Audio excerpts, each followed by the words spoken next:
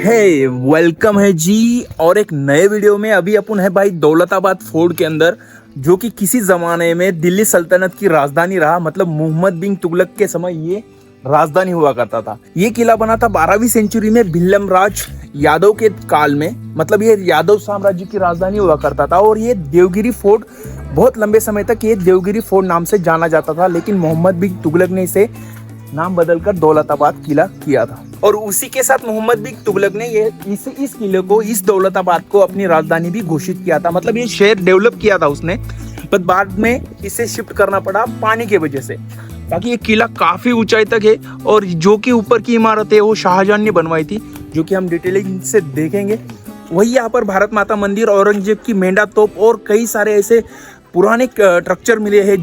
यानी 12वीं सेंचुरी से पहले जो भी यहाँ पे वास्तव में थे, जैन, बौद्ध या फिर हिंदू धर्म के जो भी लोग थे, उनके स्क्रिप्चर्स हमें मिले हैं, जो कि म्यूजियम है यहाँ पर। वो भी मैं आपको डिटेलिंग के साथ बताऊंगा, तो वीडियो में लास्ट तक बने रहना। अपन आए इस साइड से, मतलब ये सामने वाली साइड पर है भाई खुलदाबाद। वहाँ पे रुका हुआ था मैं रात को, भद्रा मारुति के वहाँ पे। और ये है भाई वो जगह।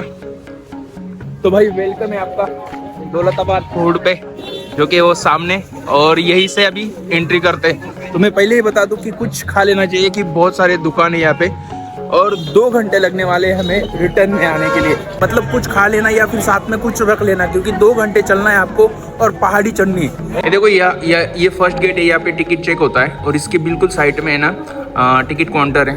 एंड बाहर का रास्ता भी यहीं से आता है। ये फर्स्ट गेट और ये सामने है सेकेंड गेट।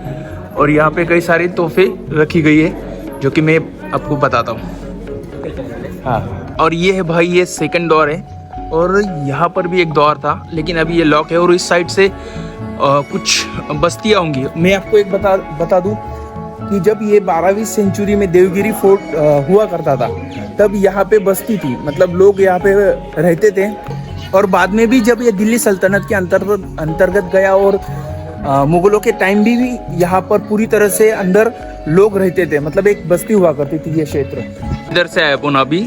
और ये थर्ड द्वार देखो, ये है ना। और सामने मतलब यहाँ पे है ना, ये द्वारों के ऊपर भाई देखो, ये सैनिकों के लिए जगह है। यहाँ पे सैनिक बैठते होंगे। उधर सब तरफ सैनिकों का पहरा यहाँ पे था। ये जो नीचे वाली साइड है, इस जगह पर पूरे लोग रहा करते थे। यहाँ पे बस्तियाँ है। मतलब अभी भी पुराने स्ट्रक्चर मिलते हैं हमें 16वीं 17वीं सेंचुरी के, लेकिन अभी बंद कर दिए गए पब्लिक के लिए। लेकिन ऊपर जो है अभी वो सामने जो द्वार आएगा, उससे ऊपर राजा जी की फैमिली और वो सारे लोग रहा करते थे, जो कि दिल्ली सल्तनत के समय और मुगलों के समय जो भी अधिकारी या सेनापति यहाँ पर थे, किलेदार, वो सारे ऊपर रहा करते थे। और वहाँ से अपन इस रास्ते से सीधे आए। ये है ऊपर जाने वाला रास्ता। लेकिन कुछ चीज़ें यहाँ पर ऐसी है जो कि बताने बहुत ज़रूरी है। ये है भाई एक बहुत बड़ा सा, जिसमें पानी स्टोरेज किया जाता था, जो कि पीने के लिए काम आता होगा। पीने के लिए और दूसरी भी चीज़ों के लिए, जो रोज़मर्रा की चीज़ें, उसके लिए भी ये पानी यूज़ होता होगा। बाकी यहाँ पर है भारत माता टेम्पल, जो कि आज़ादी से पहले तक यहाँ पर एक मस्जिद हुआ करती थी शायद, क्योंकि ये मस्जिद नुमा स्ट्रक्चर रहा।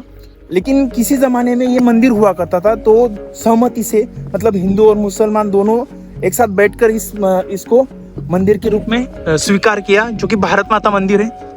ये जो आप देख रहे हो, ये पूरे खंबे है ना, ये देख लो एक बार, ये पूरे खंबे और ये अंदर भी खंबे है जितने भी।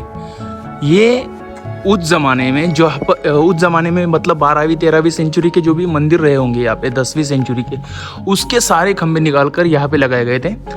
और ये एक मस्जिद नुमा स्ट्रक्चर बनाया गया था, जो कि मुगलों के समय बना होगा। एंड फिर बाद में जब ये मराठों के भी अंतर्गत आया था ये क्षेत्र, और उसके बाद 47 के पास ऐसा भारत माता मंदिर बनाया गया। और ये सहमति से बना था। तो ये जो मीनार है भाई, ये वाला, इसे बनाया था सुल्तान अलाउद्दीन बहमनी ने, अहमद शाह द्वितीय द्वारा बनाया गया था। ये जो 1445 के गुजरात विजय के बाद बनाया गया था। ये बिल्कुल ये चांद मीनार के साइड में है ना, इधर एक तोफखाना है, जहाँ पे छोटी मोटी तोहफे रखी गई है टाइप के कुछ। यहाँ पर 53 कैनन है, या डिटेलिंग फिल की गई है यहाँ पर। और ये सबसे बड़ी कैनन है, जिसका व्यास देख लो यार कितना बड़ा है ना। और ऐसी डिफरेंस बहुत सारी कैनन से छोटी बड़ी, जो कि मुगलों के समय की, अंग्रेजों के समय की और मराठों के समय की है, जो कि बहुत सारी है। तो वो है भारत माता टेम्पल, यहाँ पर कैनन्स रखी गई है। ये है चांद मीनार, है ना, और इधर है आम खाना, ये वाला साइड। तो अभी उधर जाते हैं। और यहाँ पर एक म्यूजियम है जिसमें 12वीं सेंचुरी के पहले, मतलब यहाँ पे दिल्ली सल्तनत, मुस्लिम सल्तनत आने से पहले जो भी यहाँ पे हिंदू, बौद्ध और जैन राजा रहे थे, उनके जो भी स्क्रिप्चर्स मिले हमें, वो यहाँ पर स्टोरेज किए गए। मतलब इस जगह पर एक म्यूजियम है, वहाँ पर रखे गए। तो अभी वहीं पे जा रहे हैं हम। तो ये जो सामने है भाई, ये है आम खास पैलेस। यहाँ पर राजाओं के जो मेहमान आते थे वो यहाँ पर रुकते थे। लेकिन अभी के समय में यहाँ पर है ना म्यूजियम बनाया गया है, जो कि मैंने बोला ना कि 12वीं 11वीं सेंचुरी में जो भी चीजें यहाँ पर मिली थी, है ना, जैनिज्म से रिलेटेड, जैसे कि ये जैनिज्म की मूर्ति है ना, जैनिज्म से रिलेटेड जो भी चीजें, बुद्धिज्म से और हिंदुइज्म से, जैसे कि हिंदुइज्म की ये चीजें मिली है ना, तो सारी चीजें यहाँ पर स्टोरेज की गई है और अच्छे तरीके से प्रिजर्व किया गया है। यहाँ पर चीज देखो यार, है ना, कितनी खूबसूरती से बनाया गया है, देखो, वाह यार, कमाल का। बहुत सारी चीजें यहाँ पे बताने जैसी। और मैं, ये आम खास पैलेस है और बिल्कुल उसके साइड में एक खूबसूरत सी तोप है। मेरे ख्याल से ये मुगलों की होनी चाहिए। कुछ है क्या इसके ऊपर? मुगल्स नहीं है कुछ, है ना, ये मुगलों की या फिर अंग्रेजों की जमाने की होनी चाहिए। देखो डिजाइन देखो इसकी, है ना, और सिमिलर उस साइड भी है। और ये है भाई आम खास पैलेस, है ना, यहाँ पर मेहमान रुका करते थे मुगलों के समय, क्योंकि ये बहुत लंबे समय तक मुगलों का इसमें रहा, राज में रहा। देखो उस साइड से आया अपन अभी, है ना, वहाँ पर है आम खास पैलेस। और ये है भाई मेरे ख्याल से 4th दरवाजा है। और यहीं से आगे फिर शुरू हो जाएगा मेन किला, जो कि मुगलों के समय में डेवलप हुआ था। और ऊपर की जो भूलभुलैया है वो यादवों की समय की है। तो अभी सारी डिटेलिंग के साथ मैं आपको बताने वाला हूँ। और कुछ इमारतें ऐसी थी जैसे कि ये मंदिर रहा होगा किसी जमाने में, और बहुत सारी इमारतें इस साइड भी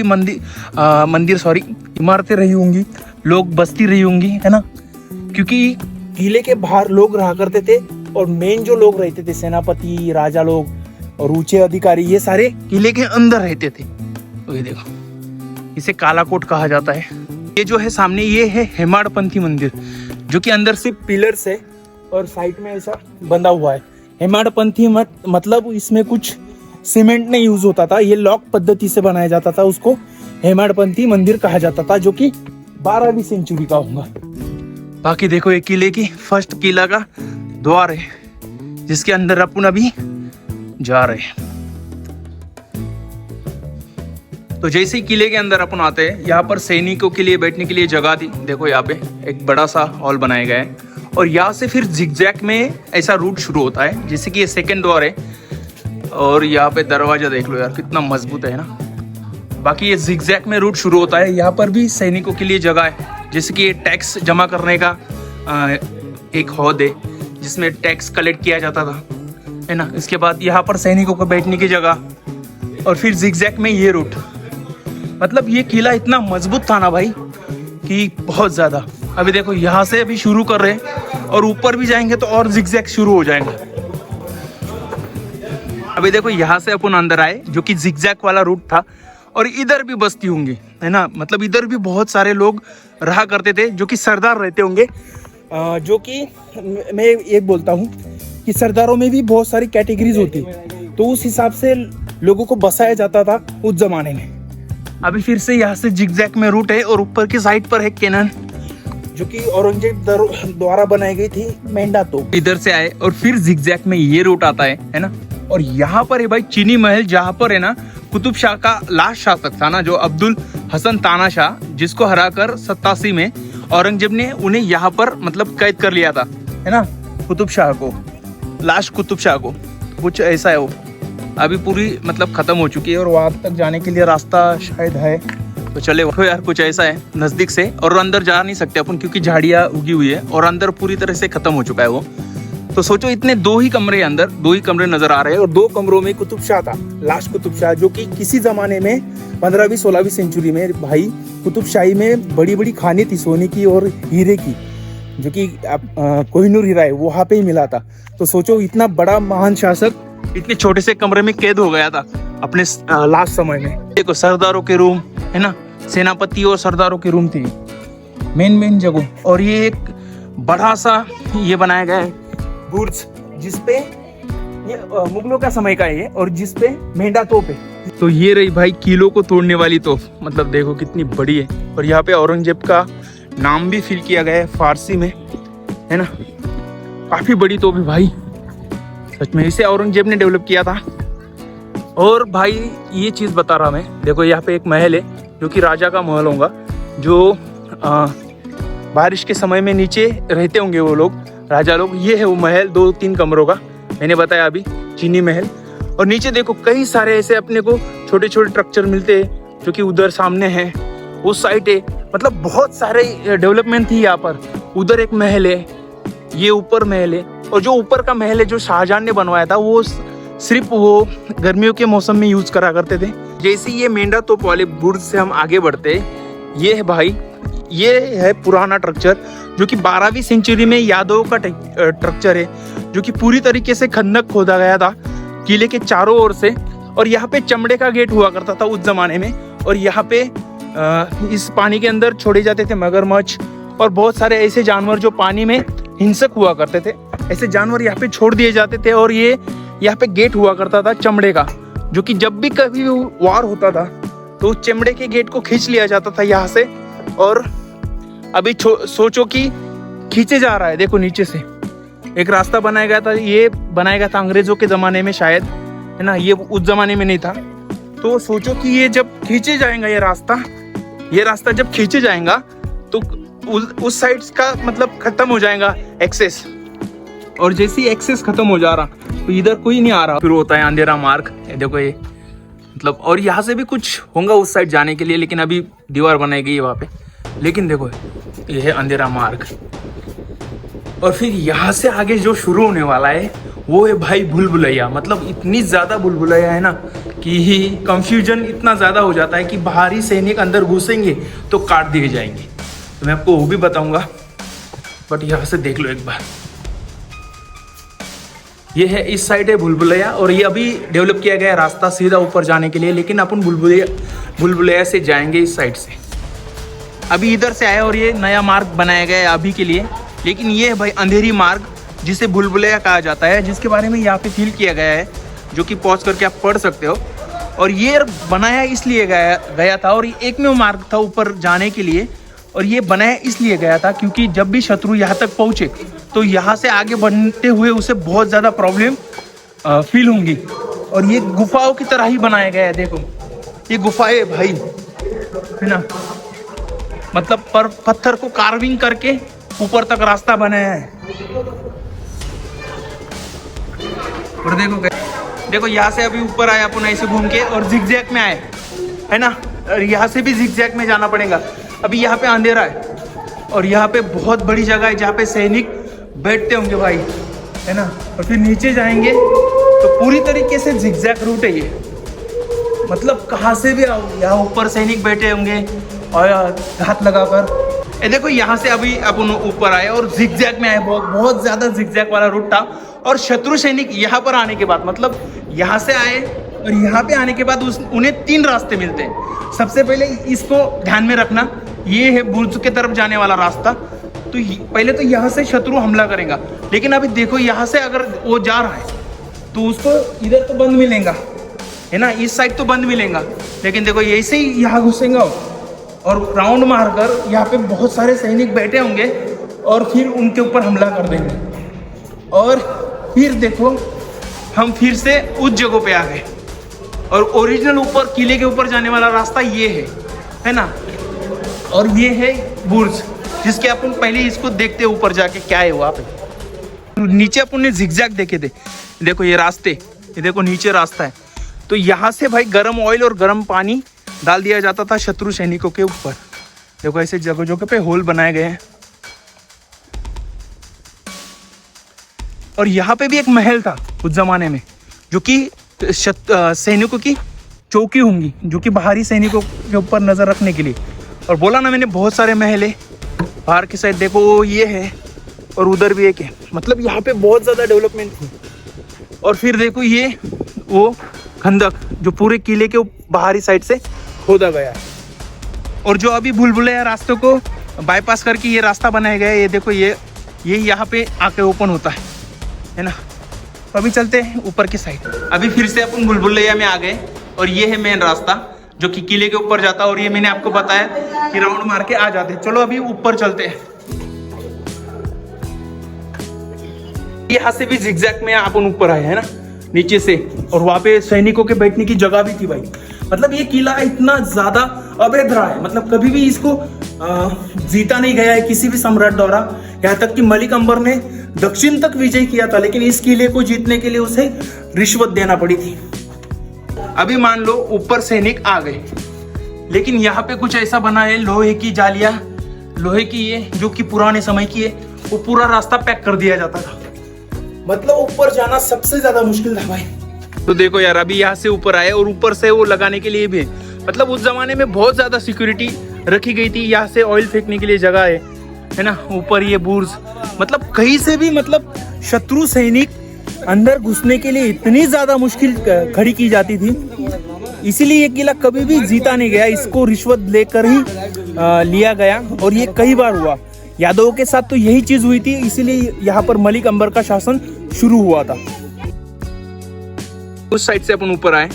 ऊपर जाने, किले के ऊपर जाने के लिए रास्ता इस साइड से है, उधर से भी जाया जाता है। और ये जो मंदिर है भाई, ये गणेश जी का मंदिर है। ये मराठों के समय इसे बनाया गया था, क्योंकि अंदर मैं आपको बताता हूँ।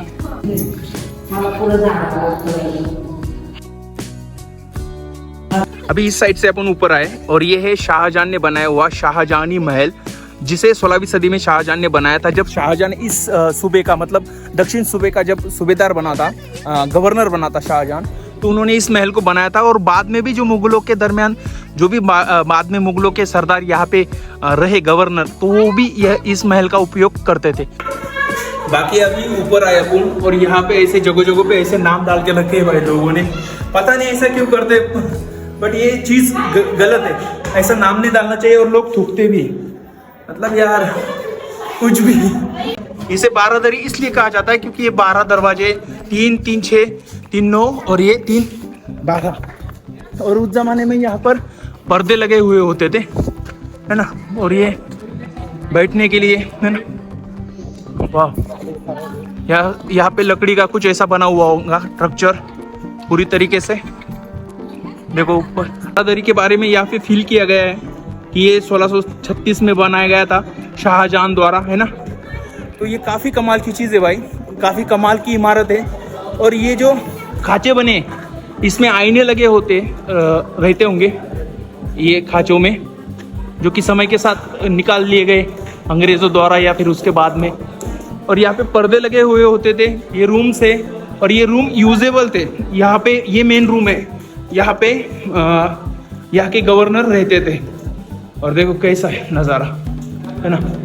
तो चलते हैं सामने से, मैं आपको बताता हूँ। तो देखो सामने से कुछ ऐसा है।